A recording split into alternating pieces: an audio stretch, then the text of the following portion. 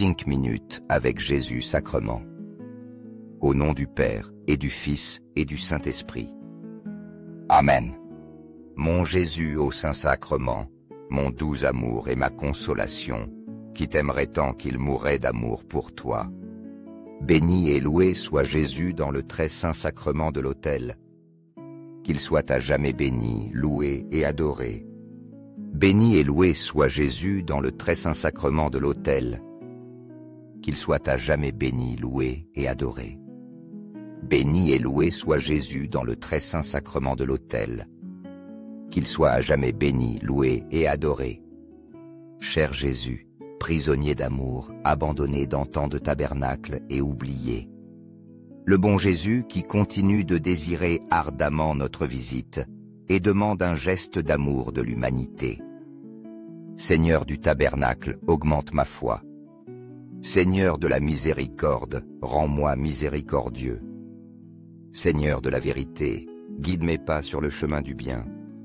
Seigneur du tabernacle, fais que je t'aime toujours plus.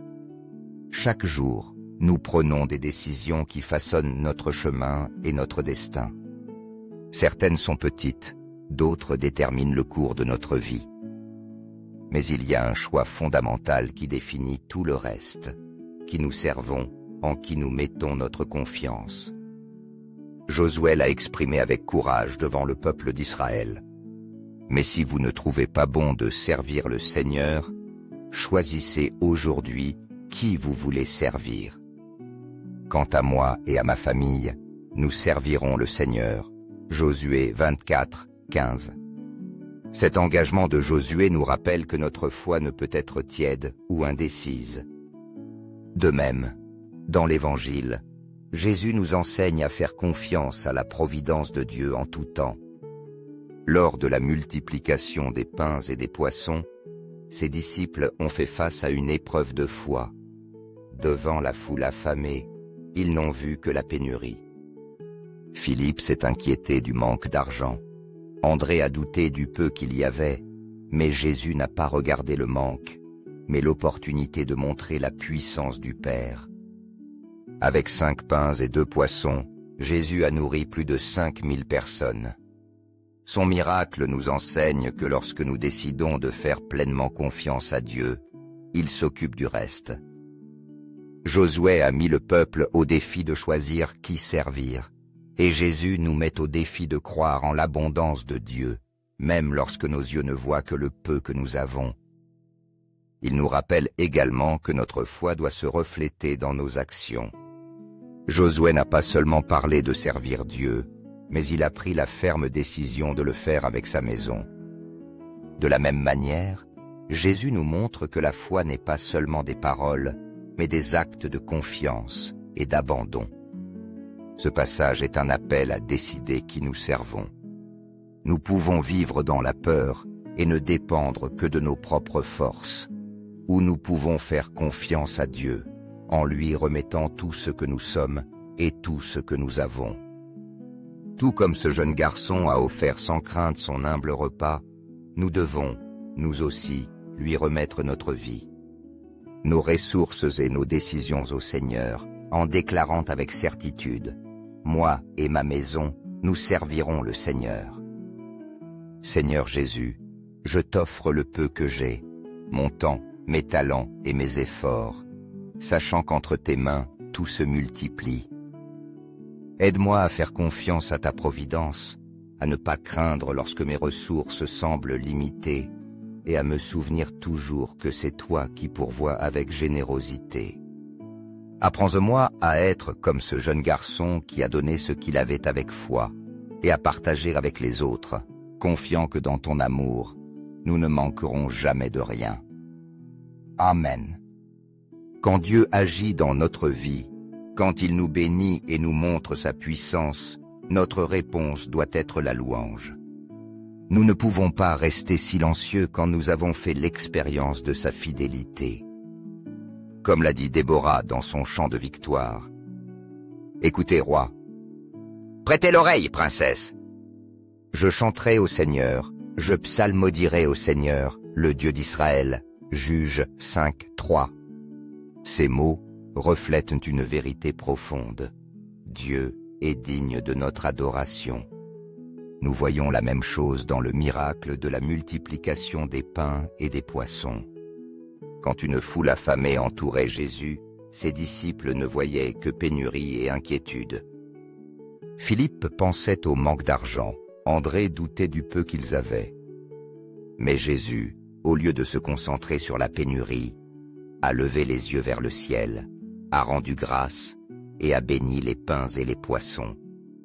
Ce moment est clé. Avant la multiplication, il y a eu gratitude et louange. Jésus a reconnu la provision de Dieu, et c'est alors que le miracle s'est produit. Plus de 5000 personnes ont mangé à satiété, et il restait encore 12 paniers pleins. Ce miracle nous enseigne que la louange précède la bénédiction. Quand nous reconnaissons Dieu dans nos vies, quand nous ne nous concentrons pas seulement sur ce qui nous manque, mais sur qui il est, nous ouvrons la porte à sa puissance et à sa provision. Déborah a chanté à Dieu pour sa victoire, et Jésus a loué le Père avant de multiplier la nourriture. Il nous rappelle également que la louange est un acte de foi.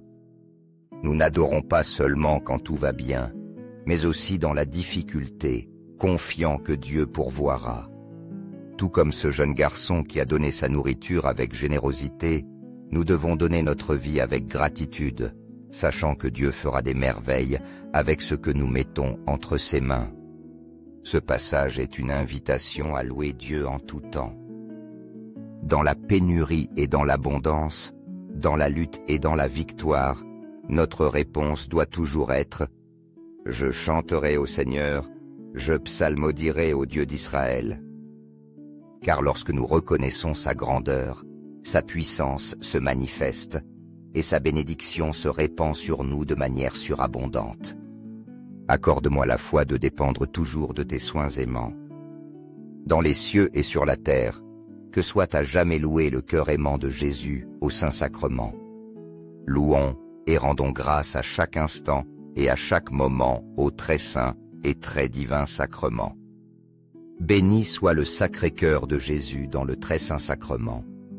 En temps d'incertitude, lorsque nous nous sentons faibles ou que nous sommes confrontés à des défis impossibles, nous devons nous souvenir en qui nous avons mis notre confiance.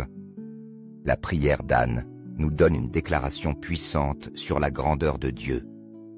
Il n'y a pas de saint comme le Seigneur. Il n'y a pas de rocher comme notre Dieu. 1 Samuel 2:2. Ces mots reflètent une vérité immuable. Dieu est notre forteresse, notre refuge sûr, le seul en qui nous pouvons avoir pleinement confiance. Nous voyons la même chose dans le miracle de la multiplication des pains et des poissons. Quand une foule affamée entourait Jésus, ses disciples ne voyaient que pénurie et inquiétude. Philippe pensait au manque d'argent, André doutait du peu qu'ils avaient. Mais Jésus n'a pas regardé la limitation, mais le Père, qui est la source de toute provision. Il a pris 5 pains et 2 poissons, les a bénis et les a multipliés, nourrissant plus de 5000 personnes avec abondance. Ce qui semblait insuffisant entre des mains humaines est devenu un miracle entre les mains de Dieu. Parce qu'il est le rocher, le fondement inébranlable qui soutient notre foi et nous fournit au-delà de ce que nous pouvons imaginer. Ce miracle nous enseigne que nous ne devons pas dépendre de nos propres forces, ni craindre lorsque nos ressources semblent insuffisantes. Dieu est saint et puissant, et sa provision ne connaît pas de limite.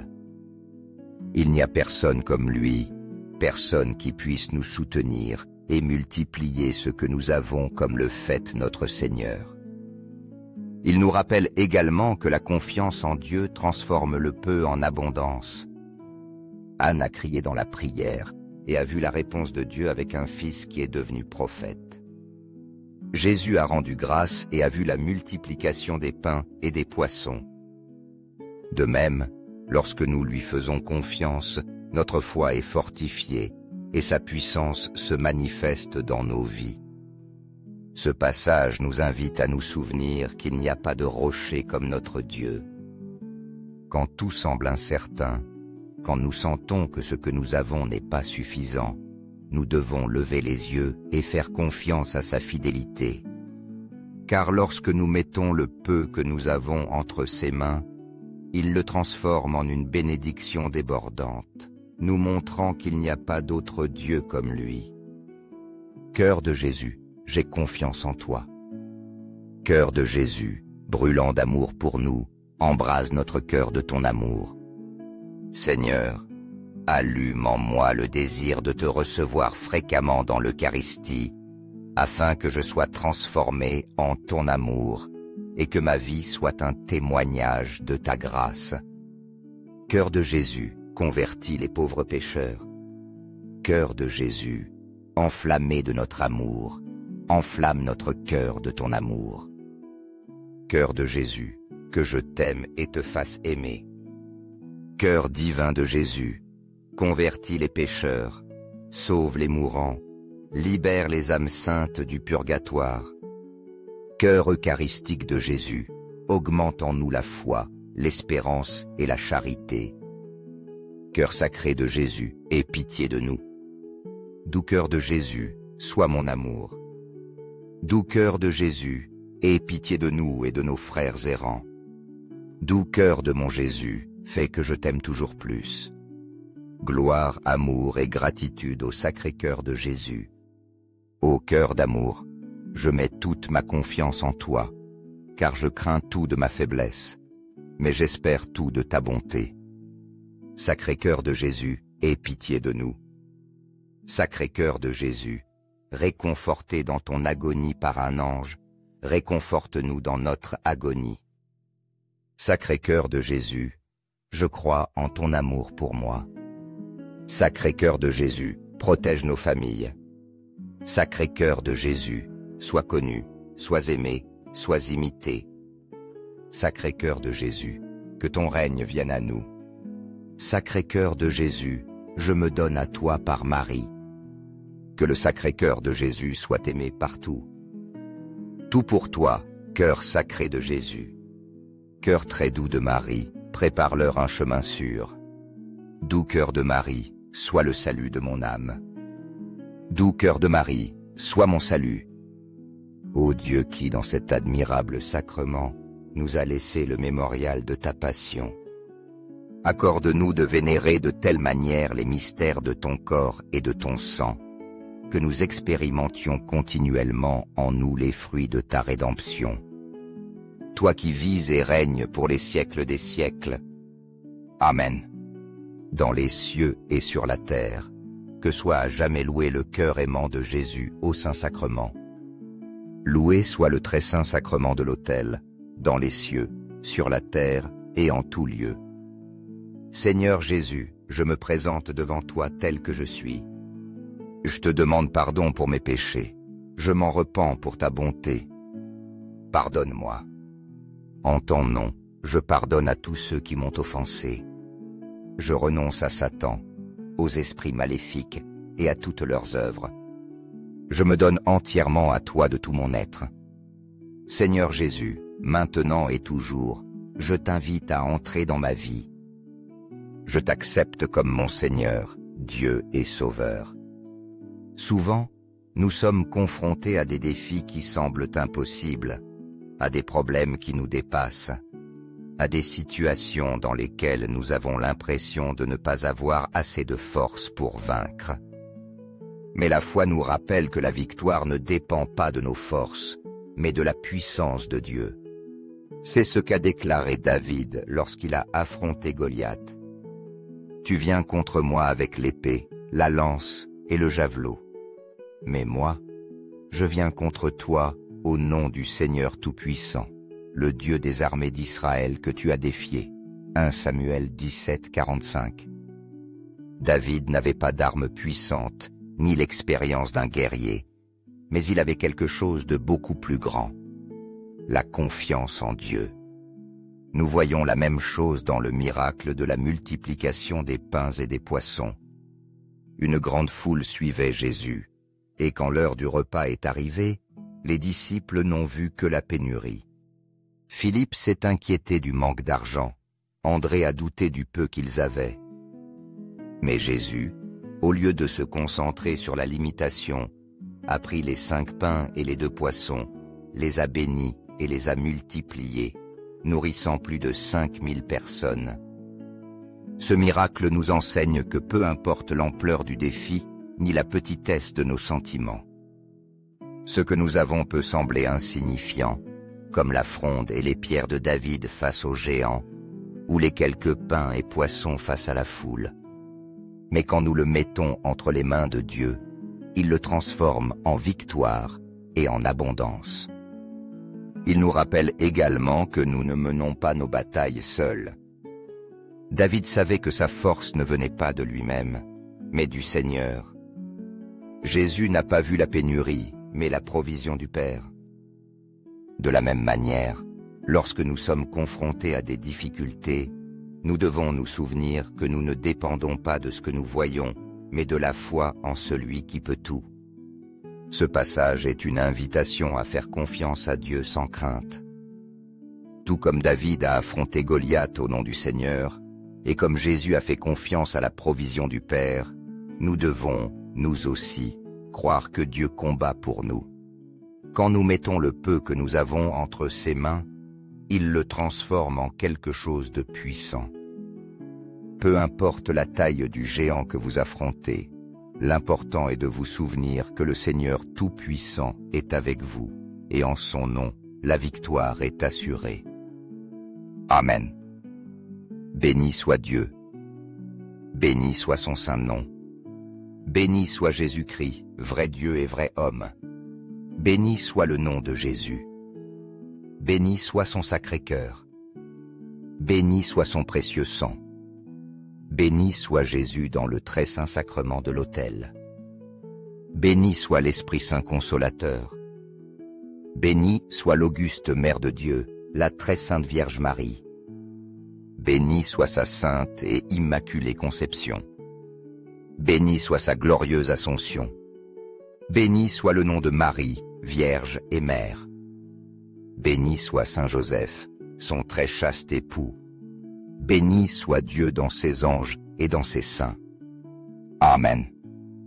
Pour que ces 5 minutes avec Jésus sacrement atteignent plus de frères et sœurs et touchent leur cœur, je vous invite à aimer, à laisser un commentaire qui peut être une prière de louange, d'action de grâce ou une demande. N'oubliez pas de vous abonner, de partager et d'activer la cloche pour recevoir les notifications. Ensemble, prions.